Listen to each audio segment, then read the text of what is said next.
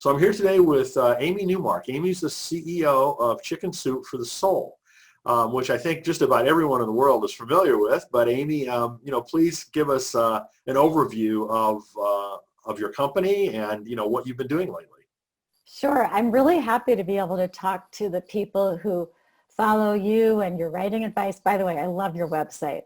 It's unbelievable. Well, it's such a great resource for writers. And I have two friends who are writing children's books right now, and I told them to go and check out your website. I know how hard it is to get a children's book published, but we have a conference for children's books coming up. Yeah, I told them. So I think that I want them to really follow you because it's amazing the resources you've pulled together for writers. And I love the fact that you are introducing us to your writers, because being published by Chicken Soup for the Soul is a great way for a writer to get started. And so many successful writers started by being published in just one Chicken Soup for the Soul book. And what's really cool is that bookstores, even chains like Barnes and Noble, will let you do a book signing for a Chicken Soup for the Soul book because you have one story in the book. You are still completely a legitimate author with the right to be hosted by Barnes and Noble and do a book signing. Isn't that wonderful? That is wonderful. I didn't realize that, but I did know that it was a great launching point for a lot of different folks. So I can totally see that part of it. But that's great that the bookstores will do signings like that. They totally recognize that if you have a story in a Chicken Soup for the Soul book, you are a real published writer, because we get thousands of submissions for each book, and there are only 101 slots in each book. So they know it's a big deal to be published by us.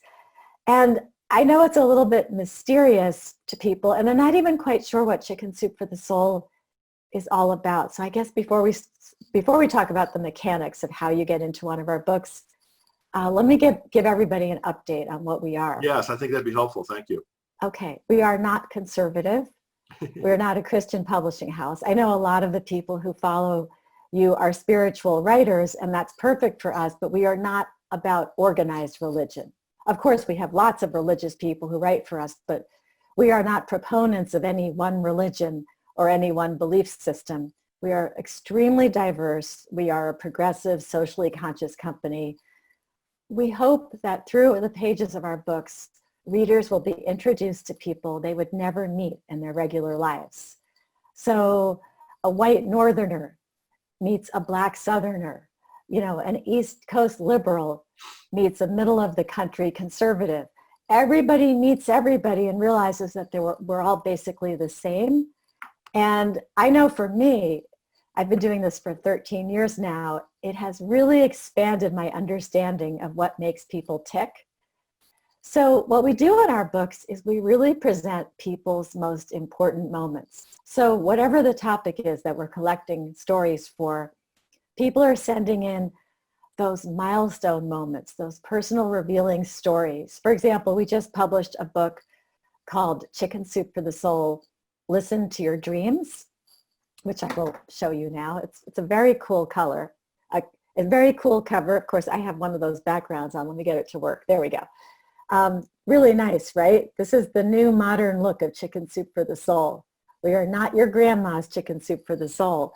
Anyway, Listen to Your Dreams is a great example of a Chicken Soup for the Soul book. It's people sharing dreams that changed their lives, whether it was COVID dreams, because we have a lot of COVID dreams in the book because it's a brand new book, any kind of dreams. But these are dreams that affected people's relationships, caused them to marry the right person or divorce that wrong person, caused them to repair a relationship with somebody, allowed them to repair a relationship with somebody who has already passed on, but through their dreams, they made progress and they repaired that relationship that they hadn't been able to fully fix before they lost that person. Career changes, learning how to take better care of ourselves. There's so many ways that people use their dreams as a kind of GPS for navigating their life. So that's an example of the kind of book we do, where people share these really special, important moments in their lives, and they very unselfishly expose, their most intimate moments to our readers. It's interesting. Sometimes they say that writing a story for us and having it published is the first time that their own family is going to know about a certain thing that happened to them. But they feel very comfortable exposing themselves and being vulnerable in the pages of our books. And we are very nurturing in the way that we help people do that. We have our writers approve 100% of the edits we make to their stories. We pay our writers the best of any freelance, narrative nonfiction writers. We don't take away the copyright. Our writers retain their copyrights. And we just treat our writers with the utmost respect because we are so grateful to them for sharing their stories in the pages of our books. We give them special pricing in our books. We give them their own inside newsletter. We give them an inside view of what's going on at Chicken Soup for the Soul and what upcoming submissions are. So we really view every writer who comes into our books as a new member of the Chicken Soup for the Soul family. It's really nice. I feel like I just work with friends all day, including all of these outside writers. Well, anything that supports writers like you do to go out of your way is right in our wheelhouse. I mean, that's we're so much supportive of that, and really appreciate the fact that you guys, take that approach. Yeah, we feel that writers are often not treated well by publishers. Their works are edited without their permission, or they're told one thing and then another thing happens. I have so much respect for writers that I would never do that to them. So it's really a wonderful relationship. So much of the publishing industry is focused on the big names. Yes, that's right. True. And I really like your effort because you're not that orientation, right? I mean, you're giving people a chance. As you said, there have been many success stories of people getting started in Chicken Soup for the Soul and then having, a broader, longer-term publishing career. So, thank goodness for that. I love it. Yeah, I mean, it's really true. There's a guy named Andrew Kaufman who lives out in California, and he was a producer, a news show producer for television. And he wrote a story for a Chicken Soup for the Soul book, and it was great, and we published it. That empowered him, and he quit his job in television, where he was very successful.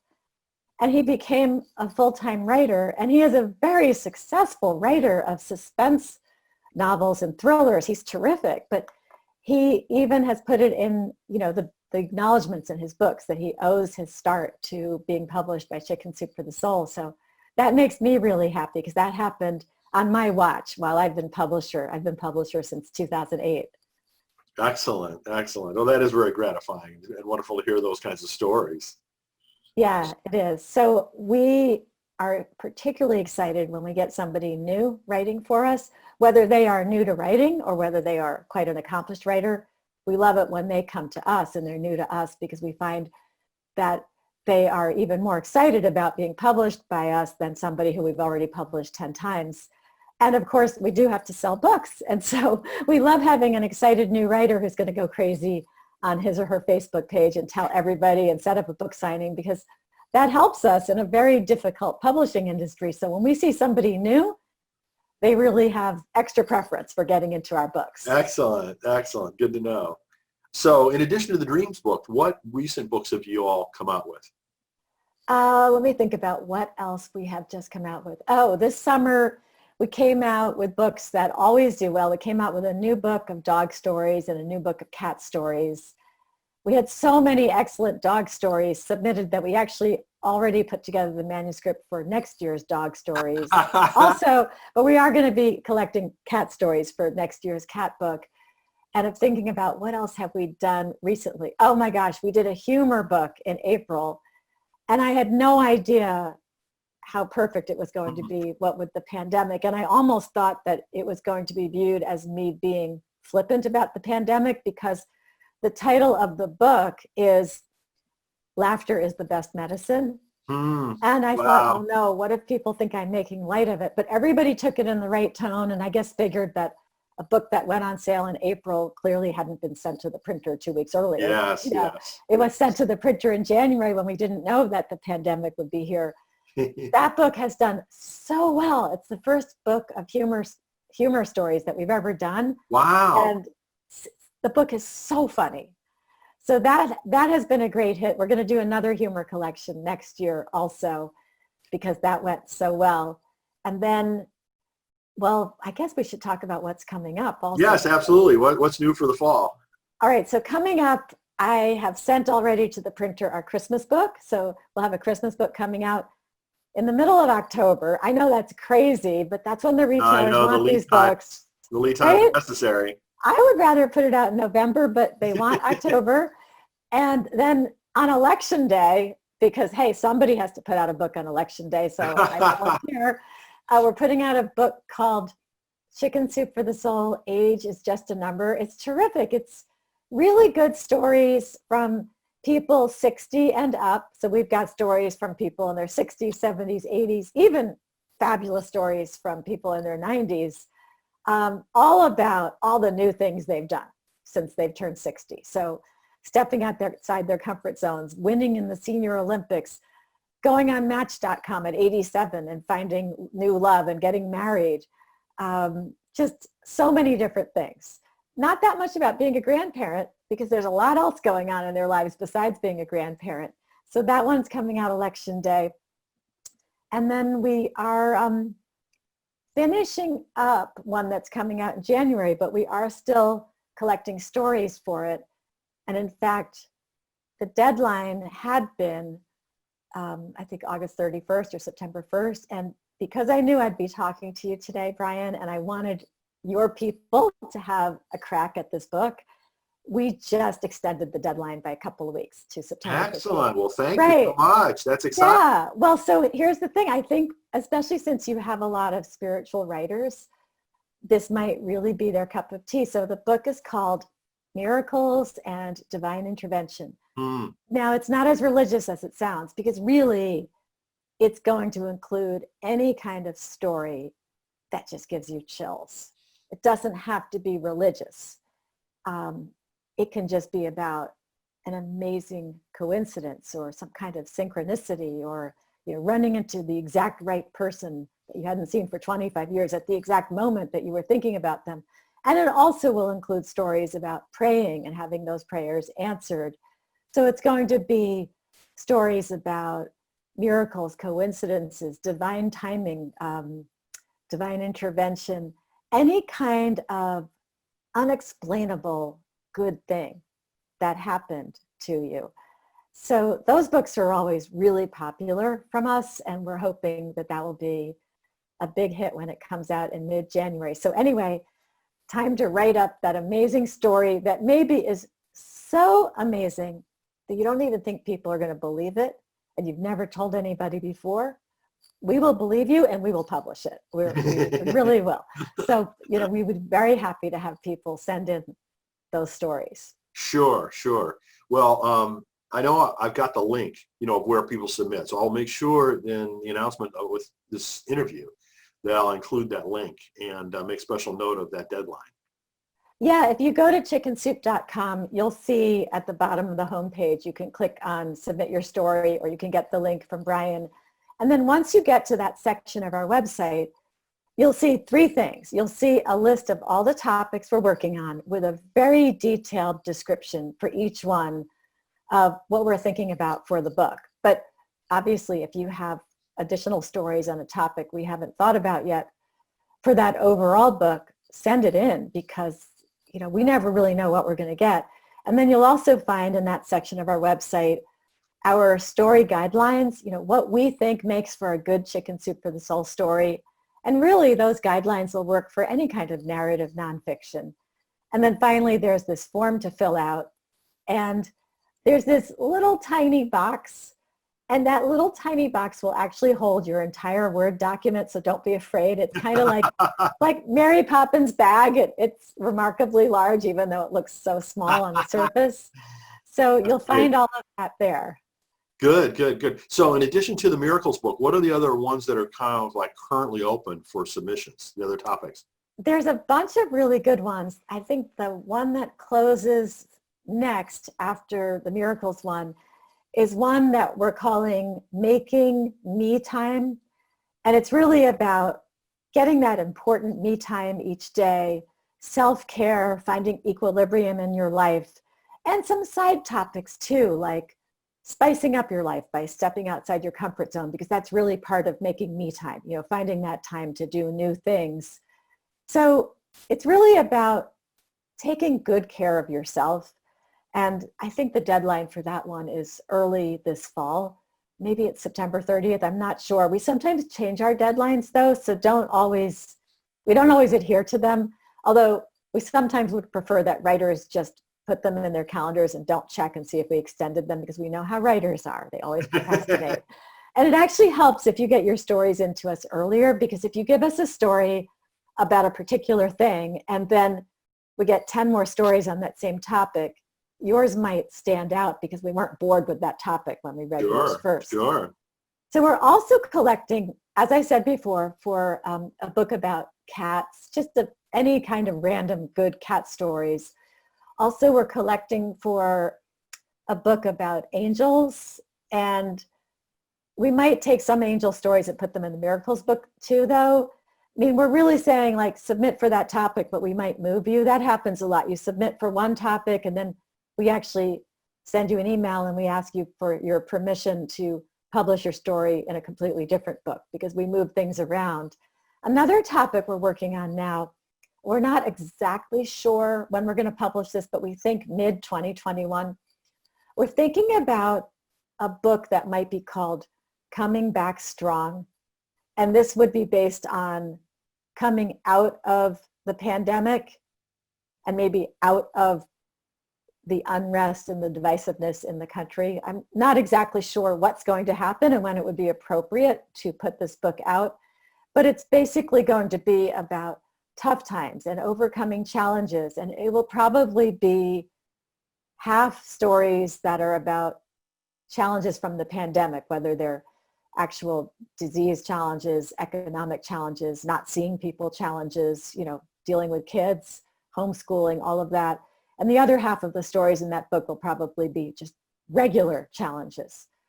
And then we're also collecting for a book about gratitude, and we've called the topic Counting Your Blessings, but we discovered after the last recession that counting your blessings was a really strong interest for our readers. And so we think a book about gratitude and finding those silver linings and being grateful for what you have despite what's going on. We think that is a strong topic. And then finally, the other topic you'll find there is one about elder care. We did a book in 2014 about Alzheimer's and other dementias. We also did a book back then about caregiving by family members, and it's such a big issue now. So many of us have elderly people in our lives who we take care of full-time or part-time, but they're always weighing on us. I myself have a father who started out in assisted living, now is in a memory unit, has dementia. Of course, it's getting worse and worse. So I'm, very familiar with what it's like to go through this. And so we think that hearing the stories from other people is really helpful. For me, having published a book about dementia in 2014 really helped me when I realized in 2017 that my father had dementia, and it made me so much better at handling this family crisis that we had, and it made me have a much greater understanding what my options were. So we want to do another book about elder care as well. So that's what we're working on. It really covers a wide gamut of human life and emotion, doesn't it? Yes, those are excellent topics. I love several of those that you mentioned. I mean, the coming back, I think that is going to be perfect timing, and lots of rich stories, I'm sure, that will, go into that one. And, the one that you were just talking about, age doesn't matter, or whatever, the terminology was that's coming out this fall. It's like, I just had a conversation the other day with one of our publishing and color members who, at age 76, is starting a new writing career. Right. So, she's a poster child for, so maybe another book would be like Second Careers or something like that. People, turning a new leaf from a career vocation perspective. We have so many stories about that in this Age is Just a Number book. Okay, good. I have a chapter called Second Wind. Good. Right. And so that has a lot of these people pursuing new careers. Yeah, it's pretty interesting how often people do that. I mean, I did that. I was a Wall Street executive, a Wall Street analyst, a hedge fund manager. I was on the management team of a technology startup. Then I was a board member for 6 different public technology companies. And then at age 50, when our last child was going off to college, all of a sudden I became a self-help author and publisher. So I'm very familiar with the whole Yeah, well, same here. concept. You know, I've made a completely different shift from what I used to do too. So Because you and I were both in telecommunications. yeah, we were in high tech. I mean, we could have run into each other We back probably then. did. Because I used to follow AT&T and Lucent and all of that. I was an analyst covering those stocks. Well, we probably crossed paths a couple different conferences or events, I'm sure. I'm sure we did. We talked that lingo, definitely. Yeah. But now we talk the lingo of publishing, and it's very satisfying, isn't it? Isn't this more fun and more fulfilling? I mean, I've liked everything I've ever done. It was interesting. My Wall Street career was one where I never had to compromise my principles. So I was very lucky, but I always worked with good people, and I never had to do anything that I didn't believe in. Wow. And so for me, you're lucky. I felt like I was doing good even while I was on Wall Street, because I was helping people to find the best investments, which of course would help them, you know, prepare for their lives and put food on the table and prepare for retirement and everything else. So I never had that problem with being in business that other people have described, maybe because I'm just so ornery that I wouldn't do anything that I didn't believe in. Well, good for you. Good for you. Well, it's so exciting to hear about everything that's going on with Chicken Soup, and thank you so much for extending the deadline for the Miracles and Divine Intervention issue. And you know, we'll definitely get the word out through our communities to you know, get some submissions for you. Okay, that's great. Thank you so much. It's really been a pleasure, and congratulations again on having one of the best resources for writers I've ever seen. Well, thank you so much, Amy. And it's always a pleasure to, you know, have you involved in this program. And I love what you guys are doing, and you're a part of the family. So thank you for joining us today, and thank you for all you're doing. All right, stay safe. All right, bye now.